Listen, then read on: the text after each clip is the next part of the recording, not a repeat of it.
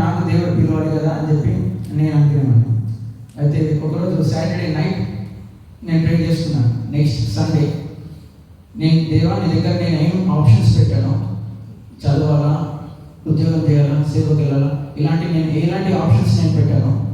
ఆ రోజు నువ్వు దేవుడు వాక్యంలో ఏది మాట్లాడితే నేను అది చేస్తాను అని చెప్పి నేను తీర్మానం చేసుకున్నాను. యూత్ మీటింగ్లో వచ్చి చూసిన తర్వాత 2 తిమోతి చివరి అధ్యాయం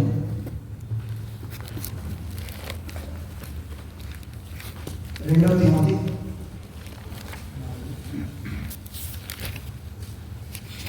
4వ అధ్యాయంలో 5వ వచనం ఎవరైనా చదవండి. అయితే నువ్వు అన్ని విషయంలో మితముగా ఉండుము, శ్రమపడము, స్వాతిగా పని చేయము, నీ పరిచయం సంపూర్ణంగా జరిగించు. ఈ వచనంలో సువార్థికంగా ఉండము, నీ పరిచయం సంపూర్ణంగా జరిగించమన్నాను. ఈ ఒకే వచనంతో నేను సేవకు రాలేదు. దాని తర్వాత చాలా క్వశ్చన్స్ ఉన్నాయి. దాని తర్వాత చాలా కండిషన్స్ పెట్టుకున్నాను దేవుని దగ్గర. ఇంకో కండిషన్ ఏంటంటే, నేను సండే స్కూల్లో ఆన్లైన్ సండే స్కూల్లో వచ్చినప్పుడు నెక్స్ట్ కండిషన్ ఏంటంటే, ఆంటీ సండే స్కూల్ చెప్తున్నారు, స్టోరీ సంబంధం లేదు, ఇర్రిలవెంట్ స్టోరీలో నా పేరు తీయాలా అండి, శామ్యుయల్ బాలుడైన సమయంలో దేవుని మందిరంలో ఉన్నాడు అన్నట్టు నా పేరుతో పిలవాలి అని చెప్పి నేను తీర్మానం చేసుకున్నాను. తీర్మానం చేసుకున్న విత్ 5 minutesలో ఆంటీ ఆ సందర్భం చెప్పారు. ఆ స్టోరీ నాకు తెలియదు, కానీ ఆ సందర్భం చెప్పారు. ఇది అయిపోయింది. అయిపోయిన తర్వాత ఒక మండే రోజు నేను ఇంట్లో కూర్చొని వాక్యం చేస్తాను. దేవుడు అని ఇలా ఈ విషయంలో ఇట్లా వాగ్దానం ఇచ్చాను కదా సేవ గురించి, ఇంకేమైనా మాట్లాడతారా దేవుడు, అది నేను పొరపాటేమో, నేను తొందరపడి చేస్తున్నాను, ఎందుకంటే మందిరంలో పరిచయలో వాడబడతాను కదా, తొందరపడి చేస్తున్నానేమో అనుకొని వాక్యం చేస్తాను. పాత నిబంధనలో దేవుడు నాతోని మాట్లాడుతున్న మాట ఏంటంటే, ప్రథమ సంతానం జ్యేష్ఠ కుమారుడు దేవుని సన్నిధిలో ఉండాలి అని చెప్పి దేవుడు మాట్లాడుతున్నాడు. ఆ తర్వాత మధ్యాహ్నం నాకు ఒక కాల్ వచ్చింది, ఇట్లా ఇంటర్వ్యూ ఉంది, ఇంటర్వ్యూ అటెండ్ కావాలంటే మీరు so and sir money pay చేయాలి అని చెప్పి అన్నారు. ఇంటర్వ్యూకి ఎవరు మనీ అడిగారు. నేను అది ఒక ఫ్రాడ్ కాల్లో నేను పడిపోయాను. అంతవరకు దేవుడి సేవ గురించి, దాని గురించి, దేవుడి సేవ గురించి అంతా, దేవుని పిలుపు గురించి నేను మార్నింగ్ నుంచి అంతా చదువుకున్నానంతా పక్కన పెట్టేసి, ఇంటర్వ్యూ అనగానే 40,000 per month అనగానే దానికి నేను లొంగిపోయి ఫ్రాడ్ కాల్ని నమ్మేసి 16,050 రూపీస్ పే చేశాను. ఆ తర్వాత ఆ మనీ నీకు రిటర్న్ కావాలంటే ఇంకో 5,000 పే చేయాలని చెప్పంటే మా డాడీ వచ్చి చెప్పారు, అరే ఫ్రాడ్ కాల్లో నువ్వు మోసపోయినావు, వదిలిపెట్టేసుకో, దేవుని దగ్గర క్షమాపణ అడుగు, ఇట్లా మోసపోయినా అని చెప్పాను. ఈ విధంగా అవుతున్న తర్వాత సరే ఇంట్లో చెప్పాలి ఏ సేవకు అని చెప్పి ఇంట్లో చెప్పాను, ఇట్లా దేవుడి సేవ పిలుస్తున్నాడు. అందరూ అనుకోవచ్చు వీడు చిన్నప్పటి నుంచి ఉంటున్నాయి కదా, ఇంట్లో తొందరగా ఒప్పుకున్నారు. ఇంట్లో కూడా అంత తొందరగా ఒప్పుకోలేదు, ఎందుకంటే పరిస్థితులు అన్నీ చూస్తున్నారు ఇంట్లో సేవకులకు. ఆ మధ్య కాలంలో నేను ఎప్పుడైతే సేవకు వెళ్తున్నాను అన్నప్పుడే వాట్సాప్లో చాలా వైరల్ అయినాయి, మందిరాల పైన దాడులు, నార్త్ ఇండియాలో కానీ మన దగ్గర పక్కనే మందిరాల పైన దాడులు, సేవకుల పైన దాడులు జరుగుతున్నాయి. వాళ్ళు భయపడ్డారు. అయితే ఇంట్లో ఒక షరత్ ఏంటంటే, నీకు మాట్లాడే దేవుడు ఫ్యామిలీ పీరియడ్లో మాతో కూడా మాట్లాడాలి, అందరితో మాట్లాడాలి అని చెప్పి షరత్ పెట్టుకున్నప్పుడు హెబ్రీ గ్రంథం 7వ అధ్యాయం 17వ వచనంలో దేవుడు నాతో మాట్లాడాడు. ఇంగ్లీష్లో you are priest for ever అని చెప్పి దేవుడు మాట్లాడాడు. దాని తర్వాత నెక్స్ట్ వచనంలో మరొకసారి you are priest for ever అని చెప్పి దేవుడు నాతో మాట్లాడాడు. అయితే అదే సందర్భంలో మమ్మీ వాళ్ళ డైలీ పోర్షన్లో కూడా యాజకుల గురించి దేవుడు మాట్లాడుతూ వచ్చి, సరే మమ్మీ వాళ్ళు కూడా ఎట్లోనో కన్విన్స్ అయిపోయారు, దేవుడు సేవ పిలుస్తున్నాడు కదా అని చెప్పి అయిపోయింది. ఆ తర్వాత సేవకి వెళ్ళాలి. ఇప్పుడు ఎక్కడ వెళ్ళాలి అన్న ప్రశ్నలో ఇది ఎప్పుడైతే ఈ వాట్సాప్లో సర్క్యులేట్ అవుతున్నాయో, కొంతమంది డాడీ వాళ్ళకి కానీ నాకు ఇచ్చిన సజెషన్ ఏంటంటే, పరిస్థితులు బాగాలేవు, గవర్నమెంట్ ఎప్పుడైనా ప్రూఫ్ అడుగుతుంది, సేవ చేస్తున్నావు కదా, నీకు ఎవరైనా ఎక్కడైనా ట్రైనింగ్ తీసుకున్నావా ఏంటని ప్రూఫ్ అడుగుతుంది అన్నప్పుడు మన హెబ్రోన్లో ట్రైనింగ్ ఉండదు. మన హెబ్రోన్లో డైరెక్ట్ సేవ పిలుపు రావడం, దేవుడు ఆత్మానుసారంగా వెళ్ళిపోవడం. సరే ఎలా అన్నప్పుడు థియాలజీలోకి వెళ్ళాలి, థియాలజీ బ్యాక్గ్రౌండ్ ఉంటే బాగుంటుంది, సర్టిఫికెట్ ఉంటుంది కదా. సరే నాకు ఒక ఏంటంటే ఒక బాగా స్టాండ్ పడింది ఏంటంటే, హెబ్రోన్లో ఇంతవరకు థియాలజీ లేదు, నేను తీసుకున్నాను. థియాలజీ అంటే వాళ్ళు నేర్చుకుని వచ్చి చెప్తారు, అదే దేవుని సేవ, అదే వాక్యం చెప్పడం నాకు అలా మైండ్లో బాగా ఫిక్స్ అయ్యింది. సో మా అన్న వాళ్ళు కొంతమంది సజెస్ట్ చేశారు, థియాలజీకి వెళ్ళు, తర్వాత నువ్వు ఎక్కడైనా సేవ చేసుకో బాగుంటుంది. సరే చూద్దాము, దేవుని చిత్తం నిజంగా థియాలజీ అయితే నాకు అది ఇస్తాడు దేవుడు. లేదంటే నేను వెళ్ళిపోతా దేవుడు ఎక్కడ చెప్తే అక్కడ. సరే అని చెప్పి యూఎస్కి ట్రై చేశాను. యూఎస్కి ట్రై చేస్తే నేను స్టార్ట్ చేసినప్పుడు నాకు తెలిసినప్పుడు థియాలజీ చేయాలని తెలిసినప్పుడు అక్కడ ఆల్రెడీ అప్లికేషన్ డేట్ అయిపోయింది. అది నెక్స్ట్ 2025 ఉంది. సరే అని చెప్పి ఈ మధ్యకాలంలో ట్రీట్మెంట్ స్టార్ట్ చేద్దాం, డెంటల్ ట్రీట్మెంట్ అని చెప్పి అన్నప్పుడు డెంటల్ దగ్గరికి వెళ్తే అన్ఎక్స్పెక్టెడ్గా డెంటల్ డాక్టర్ క్రిస్టియన్ తను థియాలజీ స్కాలర్స్ ఎవరైతే పిహెచ్డీ చేశారో సిరంపురిలో సినెట్ మెంబర్, విలియం కేరీ సంస్థలో సినెట్ మెంబర్ ఎవరైతే తనతో మాట్లాడించాడు. తను ఏమన్నా అంటే యూఎస్కి వెళ్తే నీకు ఎవరు తీసుకోదు, ఇండియాలోనే చాలా ఉన్నాయి సెమినారీస్, నువ్వు ఒకసారి ఇండియాలో ట్రై చేయని చెప్పి చెప్పాడు. సరే ఇండియాలో ట్రై చేద్దాము, ఏది ట్రై చేయాలంటే బెంగళూరులో సయాక్స్ అని south Asian institute of advanced Christian studies అని బెంగళూరులో ఉంది, ఒకసారి దానికి ట్రై చేయు అన్నాను. సరే అని చెప్పి ఇంటికి వచ్చిన తర్వాత బెంగళూరు స్టార్ట్ చేసిన ముందు ప్రే చేసుకున్న తర్వాత చూస్తే దీంట్లో కూడా అప్లికేషన్ డేట్స్ అయిపోయింది. నేను స్టార్ట్ చేసింది జనవరి ఎండింగ్లో, అప్లికేషన్ డేట్స్ అయిపోయింది, డిసెంబర్లోనే అయిపోయింది. సరే ఇలా అన్నప్పుడు ప్రే చేసుకున్న తర్వాత మళ్ళీ ఆ బ్రదర్ చెప్తే తను ఎలానో సర్కిల్లో కాంటాక్ట్ నెంబర్, అడ్మిన్ ఆఫీస్కి కాంటాక్ట్ నెంబర్ తీసుకున్న తర్వాత కాల్ చేసి అడిగితే అన్ఎక్స్పెక్టెడ్గా అడ్మిన్ స్టాఫ్ హెబ్రోన్ సేవకులు కుమార్తె, తన నుండి హెబ్రోన్ బ్యాక్గ్రౌండ్ అంటున్నావు కదా, నేను నా తరఫున వెళ్ళి అకాడమిక్ డీన్కి అడుగుతాను, రిక్వెస్ట్ చేస్తున్నాను. నేను వెళ్ళినంత మాత్రాన నీకు వస్తుందన్న గ్యారంటీ లేదు, కాకపోతే నువ్వు ప్రేర్ చేసుకో, ఒకవేళ దేవుడు నేను పిలిచింది కదా, ఒకవేళ దేవుని చిత్తం నిజంగా నీ పైన ఉంటే ఈ ప్రాంతానికి నువ్వు వస్తుంది థియాలజీ నీకు కన్సిడర్ చేస్తారు, లేదంటే లేదు అని చెప్పి ఆ మేడం అన్నారు. సరే అని చెప్పి ప్రేర్ చేసుకొని స్టార్ట్ చేశాను. అప్లికేషన్ స్టార్ట్ చేసిన తర్వాత ఎగ్జామ్ పెట్టారు, ఎగ్జామ్ పెట్టారు. ఫస్ట్ ఎగ్జామ్ పెట్టిన తర్వాత అది చాలా లాంగ్ ప్రాసెస్ ఉంది, 30 days పట్టింది. ఎగ్జామ్ పెట్టిన తర్వాత ఇంటర్వ్యూ. ఈ మధ్యకాలంలో నేను కోవలెంట్ ల్యాబొరేటరీస్లో ఖాళీగా ఎందుకు ఉండడం అని మైక్రోబయాలజీ జాబ్ చేస్తున్నాను. కోవలెంట్ ల్యాబొరేటరీస్లో మైక్రోబయాలజీగా స్టార్ట్ అయ్యాను.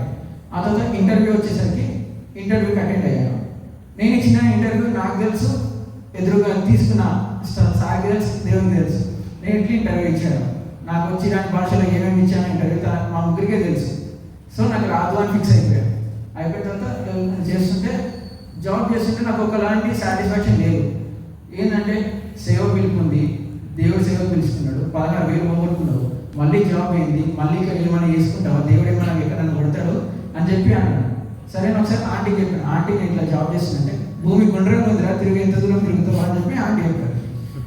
అట్లా కొనసాగిస్తే సాటిస్ఫాక్షన్ లేదని చెప్పి వదిలేసాను, జాబ్ వదిలేసిన తర్వాత ఇంట్లో స్టార్ట్ అయినాయి. గ్రూప్స్కి ప్రిపేర్ అవ్వట్లేదు, జాబ్ వచ్చింది, జాబ్ని వదిలేసి సేవనో ప్రేయర్ లేదు, ఏం లేదు, దేవుని మీద విశ్వాసం లేదు. ఏం చేస్తామని ఇంట్లో కూడా ప్రెజర్ స్టార్ట్ అయింది. సరే ఒకసారి మెయిల్ చెక్ చేద్దాము, ఎంతమందిని ఇంటర్వ్యూ తీసుకున్నారో, ఏమో మనకి ఏమైనా వస్తుందేమో అని చెప్పి మెయిల్ ఓపెన్ చేస్తే రిఫ్రెష్ చేసాం, కంగ్రాచులేషన్స్ యూ ఆర్ సెలెక్టెడ్ అని చెప్పి మెయిల్ వచ్చింది. సరే యాక్చువల్గా మెయిల్ వచ్చింది. సరే అని చెప్పి ప్రే చేసుకున్నాను. ఇప్పుడు రెండో టాస్క్ ఏంటంటే 2 షరతులు పెట్టారు. మొట్టమొదటి ఒక థియాలజీ చేయడం దేవుని చిత్తం అయితే నాకు అయిపోయిన డేట్స్ అయిపోయిన దాంట్లో సీట్ రావాలి. రెండోది అంకులు ఒప్పుకోవాలి, ఆండ్రూ అంకుల్ ఒప్పుకోవాలి. అందరూ అన్నది ఏంటంటే అంకుల్ చెప్తున్నాం, అంకుల్ ఒక్కటే ఒక మాట అన్నాడు, మేము అందరం థియాలజీ చేసినాము, నువ్వు చేస్తున్నావు, సరే ఏదైనా ఒప్పుకుంటాడేమో లేదా ఏమంటాడు చూద్దామా అని అందరూ అన్నారు. అలా అని చెప్పి ఒకసారి ఆంటీతో మీటింగ్కి వెళ్ళినప్పుడు వాళ్ళు అడిగారు, ఏం చేస్తున్నావు బాబు అంటే, ఇట్లా పక్కన అన్న వాళ్ళు బాబు బిషప్ ట్రైనింగ్కి వెళ్తున్నాడు, రెవరెండ్ ట్రైనింగ్కి వెళ్తున్నాడు అని చెప్పి అన్నారు. అంటే ఇదంతా మీరు చేయలేదు కానీ పక్కన సేవకులకు అన్నారు, ఇదంతా మీరు చేయలేదు కదా, ఈ బాబు ఎందుకు కొత్తగా, బాబు నువ్వు నీకు పిలుపు తప్పేమో, కరెక్ట్గా అనుకో, ఒకసారి దేవుని చిత్తము ఒకసారి అంకుల్కి చెప్పు అంటే, అంకుల్కి చెప్పకుండా అంకుల్ దగ్గరికి వెళ్ళేమో ఒక మాట ప్రే చేస్తుంది, దేవా నిజంగా నీ చిత్తం అయితే థియాలజీలో సీట్ ఇచ్చినాం. అంకుల్ కూడా ఏమన్నారు, అంకుల్ యాక్సెప్ట్ చేయాలి. ఇంకా అంకుల్ దగ్గరికి వెళ్ళి నిల్చుంటే బర్త్డేనా అని అడిగాడు. లేదు అంకుల్ ఇట్లా థియాలజీ చేస్తుంటే, ఓకే గో అన్నాను. ఇంకేం మాట్లాడు, చేయడం ఇంపార్టెంటే, నువ్వు షైన్ అయ్యి బయటికి రావాలి, బయట అంతగా సర్టిఫికేట్ ఇంపార్టెంట్, నువ్వు షైన్ అయ్యి బయటికి రావాలి. అంకుల్ ఒకటే మాట్లాడాడు, ఇంకేమనలేదు.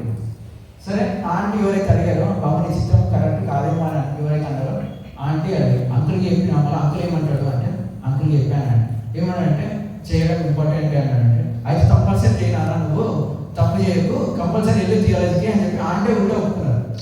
ఇది ఈ విధంగా నడుస్తుంది.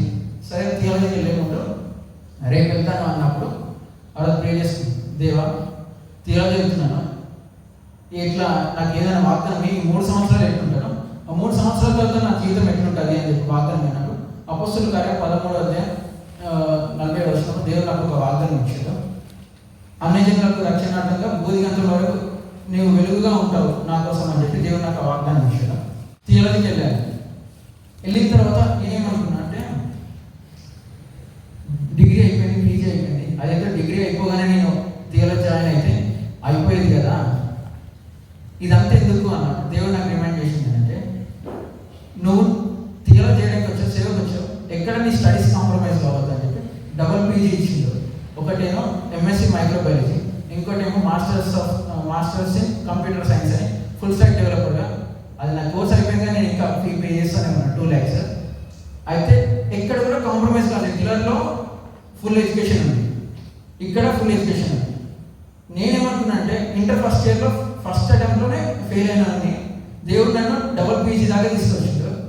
ఎటు తిరిగి 80%, 80 to 85% ఉండేది నా స్కోర్ గ్రేడ్. దాని తర్వాత ఇక్కడ అనుకున్నాను ఇదేదో ముందే తీసుకొని రావచ్చు కదా దేవా డిగ్రీ అయిపోగానే, ఇప్పుడు ఎందుకు అని.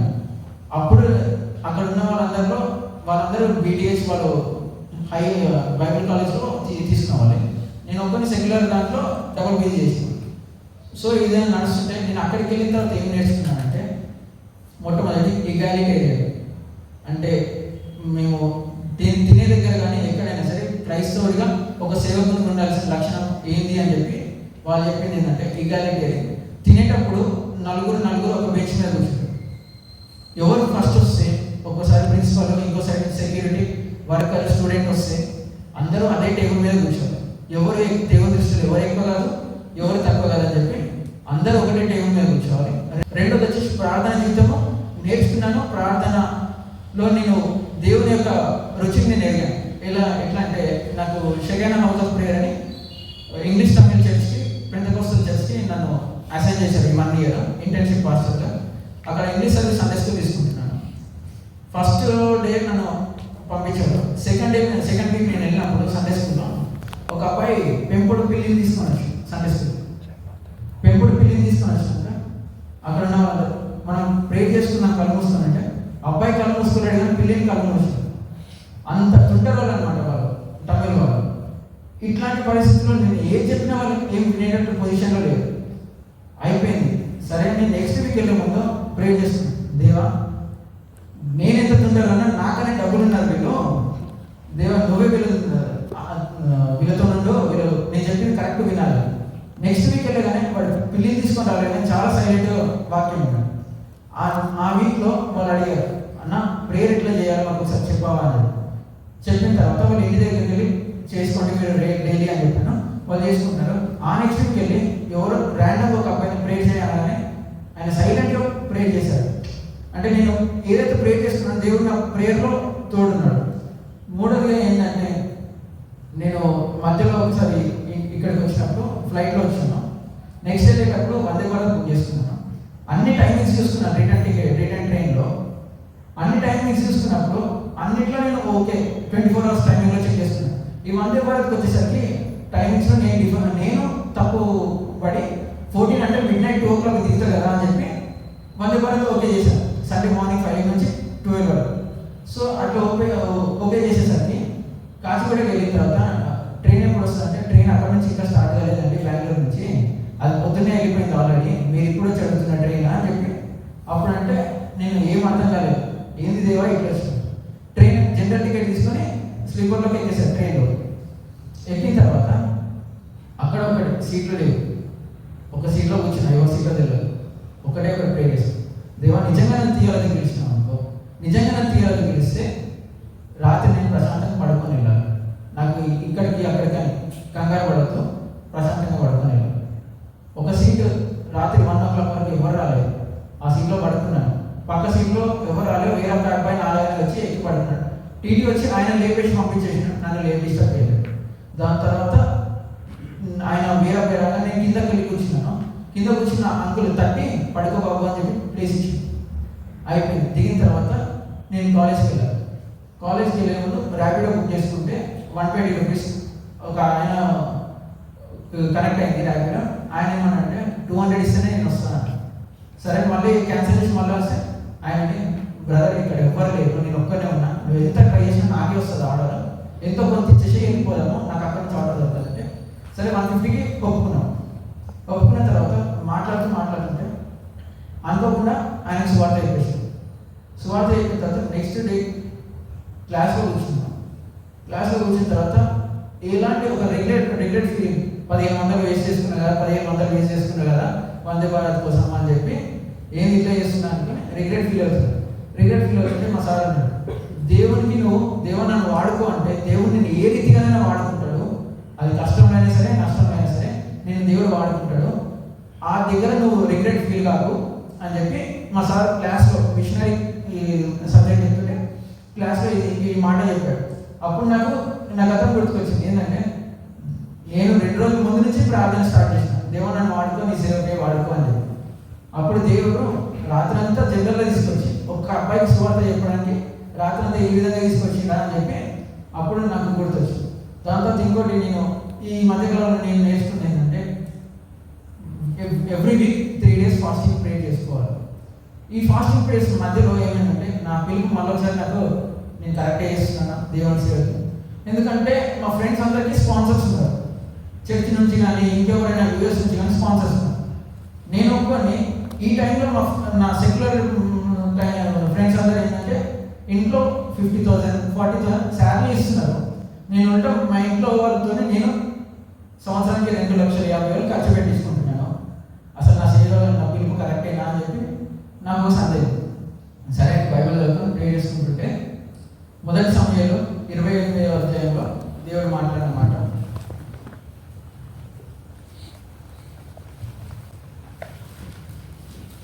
అధ్యాయం 12వ వచనంలో ఇంగ్లీష్లో ఈ విధంగా, he will be my servant for ever, అతడు నాకు నిరంతరం దాసుడు అని చెప్పి దేవుడు నాతో మాట్లాడాడు.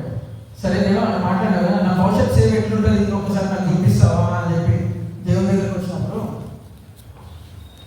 30వ అధ్యాయం 6వ వచనం ఎవరైనా తీసిన వాళ్ళు 30వ మొదటి సమయంలో 30వ అధ్యాయం 6వ వచనం, దావీదు మిక్కిలి దుఃఖపడెను, మరియు తమ తమ కుమారులను బట్టి కుమార్తెలను బట్టి జనులందరికీ ప్రాణం విసికినందున రాళ్ళు రువ్వి దావీదును చంపుదం రండని వారు చెప్పుకొనగా దావీదు తన దేవుడైన యెహోవాను బట్టి ధైర్యం తెచ్చుకున్నాడు. దేవుడు నా సేవ గురించి పిలుపు గురించి అంటే క్లారిఫికేషన్ ఎంతో పాటు భవిష్యత్తులో నీ సేవకు శ్రమలు వస్తాయి, ఇబ్బందులు వస్తాయి, రెడీగా ఉండు అని చెప్పి దేవుడు ఈ విధంగా మాట్లాడాడు. అయితే ఎందుకు ఈ విధంగా పంచుకోవాలని నేను ఎందుకు అనుకున్నానంటే, చాలామంది ఏమనుకుంటారంటే చిన్నప్పటి నుంచి మందిరంలో ఆ పనులు చేసుకుంటూ వచ్చింది కదా, స్టడీస్ అయిపోయింది, ఏం చేయాలో అర్థం కాలేదు, జాబ్ ట్రై చేసిన మీకు వర్కౌట్ కాలేదు, హెల్త్ బాగా సహకరించలేదు కదా, సేవకు వచ్చేసి సేవ అంటే కలుగా ఉంటుంది కదా అనుకుంటారేమో అని చెప్పి నేను దేవుడు నాకు ఎక్కడ కాంప్రమైజ్ చేయలేదు కదా, ఎందుకు నేను దేవుడు నా పట్ల నాకు ఇంత మంచి స్ట్రాంగ్ పిలుపునిచ్చినప్పుడు నేను ఎందుకు పంచుకోవచ్చు అని చెప్పి డిసైడ్ అయ్యాను. అక్కడికి వెళ్ళిన తర్వాత మేము ఏం చేస్తామంటే, బిషప్ ట్రైనింగ్ కాదు నాది, రెవరెంట్ ట్రైనింగ్ కాదు, నేను మాస్టర్స్ ఆఫ్ డివినిటీలో బిబ్లికల్ స్టడీస్ తీసుకున్నాను. బైబిల్లో ఉన్న సత్యాలు తక్కువ తెలుసుకుంటాం, బైబిల్ గురించి ఎక్కువ తెలుసుకుంటాం. బైబిల్ ఎవరు రాశారు, ఏ విధంగా వచ్చింది, ఎక్కడెక్కడ అధ్యాయాలు చేర్చబడ్డాయి, ఎక్కడ డిలీట్ చేయబడ్డాయి, ఇవన్నీ రీసెర్చ్ ప్రాసెస్లో మేము వెళ్తూ ఉంటాము. అయితే దీంట్లో అసైన్మెంట్స్ ఉంటాయి, మాకు ఎవ్రీ వీక్ 2 అసైన్మెంట్స్ ఉంటాయి. ఈ అసైన్మెంట్స్ ప్రాసెస్లో ఇంకోటి దేవుడు నాకు ఏ విధంగా సహాయపడ్డాడంటే, మా డాడీతో షేర్ చేస్తాను, ఆండ్రాయిడ్ దగ్గరకు వచ్చి తిట్లు తినుకుంటూ సేవ చేయడం బెస్ట్, కానీ ఇక్కడ ఉండి మెంటల్ టార్చర్ ఈ అసైన్మెంట్లతో మనతో కాదు డాడీ, అంకుల్తో సేవ కరెక్ట్గా అంకుల్ దగ్గర అయినా సర్వైవ్ అవుతాను, కానీ ఇక్కడైతే నేను సర్వైవ్ కాలేను, అంత హార్డ్ ఉంది అని.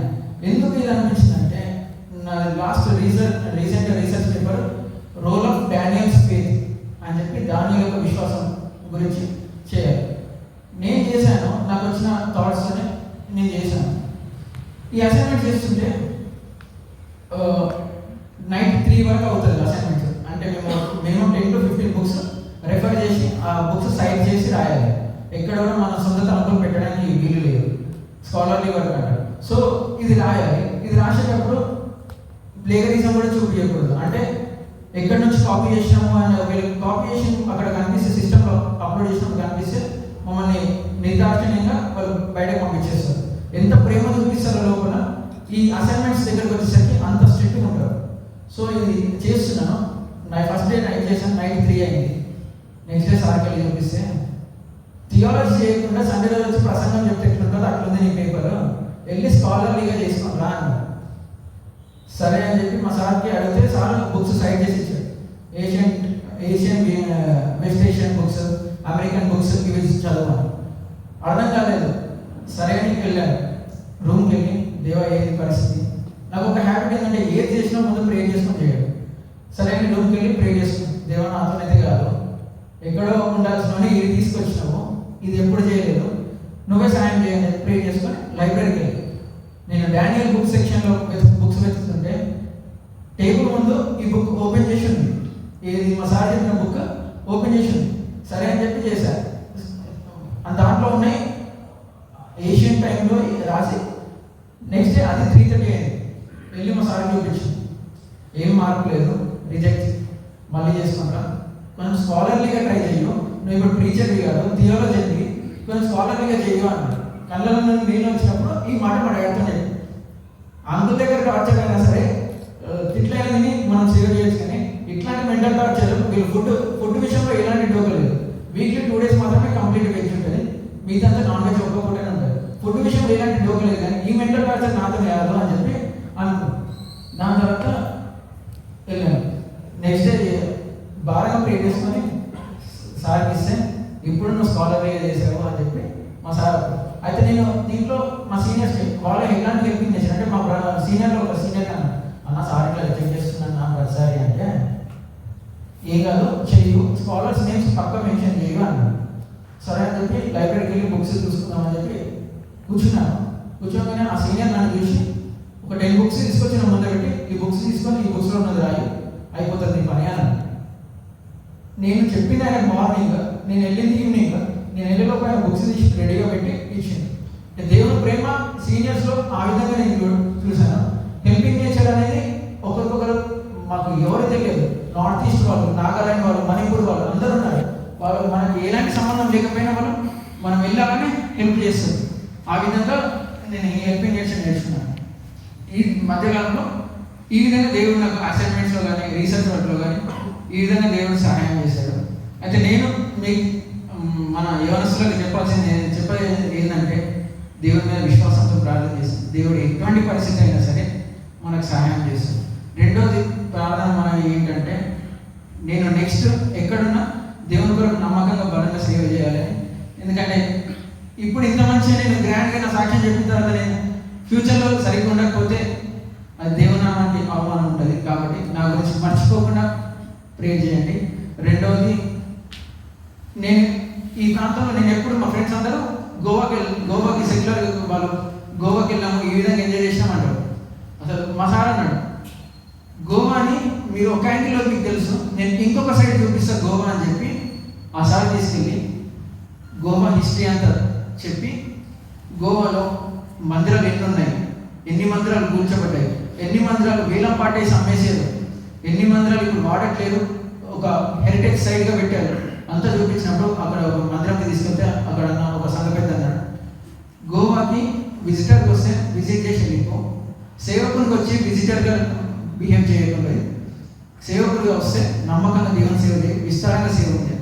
ఎందుకంటే గోవాలో మా సార్ చూపించిన ఇంకో సైడ్ అది తాకింది. ఏంటంటే ఇన్ని మందిరాలు ఉన్నాయి, గవర్నమెంట్ ఇట్లా వేలం పాటేసి మందిరాల ప్లేసెస్ని అమ్మేస్తుంది, హెరిటేజ్ సైడ్గా చేశారు. ప్రతి ఒక్కరు సెయింట్ జేవియర్, ఫ్రాన్సిస్ జేవియర్ గారి బాడీ పెట్టుకొని దాని మీద ఒక హెరిటేజ్ స్పాట్గా చేస్తున్నారు. ఏంది అని చెప్పి నేను సంగారెడ్డి ఉన్నాను, దేవుడు గోవా దగ్గర తీసుకెళ్ళాడు. మీకు అందరికీ తెలుసు, హిమాచల్ ప్రదేశ్ మినిస్ట్రీ కూడా వెళ్ళాలని. నా గురించి అయితే మర్చిపోకుండా ప్రార్థన చేయండి. దేవుడు నన్ను ఇంకా బలంగా వాడుకోవాలని. నేను ప్రజెంట్ సెకండ్ హాస్పిటల్లో సండే స్కూల్లో చెప్తున్నాను. నెక్స్ట్ వాళ్ళు తెలుగు సర్వీస్ స్టార్ట్ చేద్దాం అనుకుంటున్నారు, అప్పుడు వాళ్ళకి సహాయం చేయమన్నారు తెలుగు సర్వీస్లో. ఇది 1 year ఉంటుంది. దాని తర్వాత నెక్స్ట్ మారుతూ ఉంటారు. ఈ సమ్మర్ ఇంటర్న్షిప్ ఏ స్టేట్కి ఇస్తారో తెలియదు, సౌత్ వాళ్ళని నార్త్కి పంపించి అక్కడ పర్చేజ్ చేయమని చెప్తారు. సో నా ట్రైనింగ్లో భవిష్యత్తు మినిస్ట్రీలో ఫర్దర్గా సాయం చేయాలి, దేవుడు సాయం చేయాలని ప్రేర్ చేయండి. నేను నమ్మకంగా దేవుని సేవ చేయాలని చెప్పి నా గురించి ప్రార్థన.